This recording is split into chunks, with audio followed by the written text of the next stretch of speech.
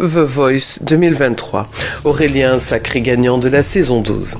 Après 15 semaines de compétition, Aurélien, l'ancien magasinier du Lot-et-Garonne, 34 ans, a permis à Zazie de décrocher son 3e trophée en tant que coach samedi soir.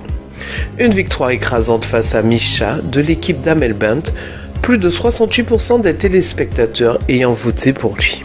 Misha a fait savoir que pour l'instant, j'ai envie de rester en France. Je ne me projette pas encore. J'ai commencé quelque chose avec la musique. Je vais voir où ça peut me mener. Parmi mes objectifs, il y a le bac, mais je le passerai quand j'aurai le temps. Je ne me suis pas fixé de date. Ma priorité, c'est la musique.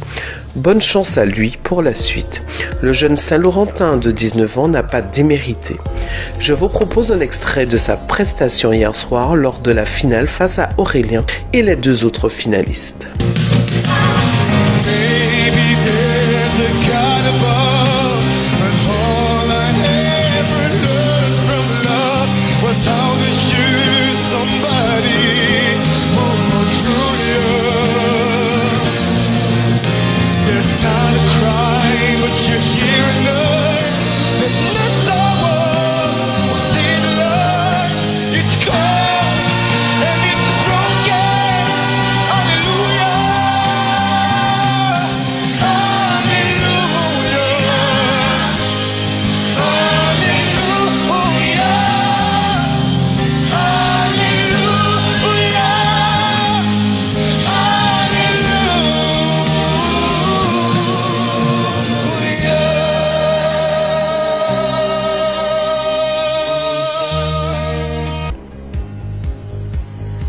C'est une réponse au retour de la dengue sur notre territoire.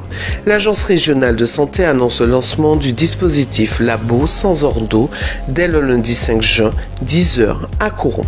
La ville spatiale est, depuis le mois d'avril au moins, identifiée comme foyer épidémique du virus de la dengue. En effet, depuis le début de l'année 2023, 31 cas ont été confirmés en Guyane. Les malades vivent sur le littoral et sur le Maroni, mais surtout à Coron. Depuis la fin du mois de mai, le virus s'étend dans la partie est de Coron. L'ARS a mis en place un dispositif de dépistage pour freiner la propagation. Ainsi, Labo sans ordo permet aux personnes présentant des symptômes évocateurs de la dengue, comme la fièvre ou ayant des cas confirmés dans leur entourage, de se faire tester gratuitement et sans ordonnance dans les laboratoires Eurofins et Biosoleil de la ville de Coron. Un jeune homme de 20 ans, originaire de Guyane, a été déféré devant le procureur de la République et placé en détention provisoire en attendant d'être jugé. Il serait l'auteur d'une tentative de meurtre. Les faits remontent au dimanche 28 mai 2023. À 17h30, un jeune homme qui se trouve sur le palier de son appartement situé quartier de Lens à Coron est victime d'un tir par arme à feu. Blessé au niveau de la cuisse droite, son pronostic vital n'est pas engagé et il est transporté à l'hôpital de Coron. Les gendarmes de la brigade de recherche de Kourou retrouvent un étui de 9 mm sur les lieux des faits. Lors des premières investigations, ils apprennent qu'il y a eu une altercation quelques heures plus tôt entre la victime et un autre jeune. L'individu soupçonné d'avoir tiré avec une arme de poing est identifié et localisé.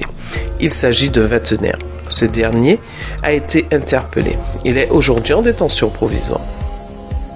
Depuis ce jeudi 1er juin 2023, le Centre national d'études spatiales CNES fournit à différents services de l'État un système qui permet de surveiller la pêche illégale depuis l'espace. Plusieurs zones maritimes ultramarines sont menacées par les pêcheurs clandestins. Pour ce faire, depuis le 1er juin, il peut compter sur un nouvel outil mis à sa disposition par le CNES, la surveillance depuis l'espace grâce aux satellites.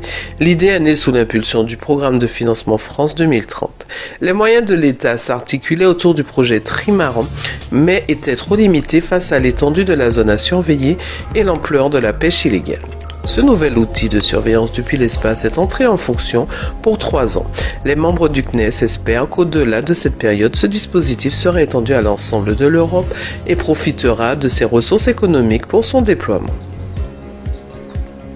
La 4e édition du Salon du Cheveu Naturel, c'était ce samedi 3 juin de 9h à 20h au Break Club de Rémière-Montjoly. Au programme de l'événement cosmétique, vente de produits, prestations capillaires, conférences, débats, défilés de mode et même restauration. Cette année, une vingtaine d'exposants ont pris place sur ce large espace. Parmi eux, beaucoup proposaient des produits fabriqués en Guyane.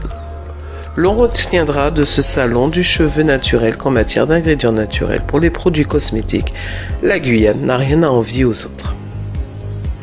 Au terme de 73,2 km de course, la Martiniquaise Kéliane Julius est arrivée en tête de la première étape du championnat à Boulou-Paris. Il aura fallu attendre les 15 dernières minutes à l'approche de l'arrivée pour voir un groupe de têtes se détacher. Après une course très regroupée sur les 70 premiers kilomètres, le sprint final du circuit de Boulou-Paris a débouché chez les femmes sur la victoire de la Martiniquaise Kéliane Julius en 2 heures 6 minutes et 22 secondes. J'ai préservé mes forces pour le sprint et ça a payé. Je suis satisfaite, a confié la gagnante du jour à l'issue de la course. Chez les hommes, après un peu moins de 3 heures de course et 120 km parcourus, c'est le Calédonien Ryan Lacheny qui s'est imposé à Boulou-Paris sur la première étape du championnat de France de cyclisme des Outre-mer 2023. C'est grâce à mes coéquipiers qu'on a pu faire une belle performance, a souligné le vainqueur avec humilité. J'ai été victime d'un ennui mécanique, ça a été assez compliqué, mais on a donné tout ce qu'on a pu sur ce parcours usant qui ne fait pas de cadeau, a-t-il ajouté. C'est la fin de ce flash. Merci de l'avoir suivi. Je vous donne rendez-vous vendredi prochain, bon dimanche sur Radio Mayuri Campus.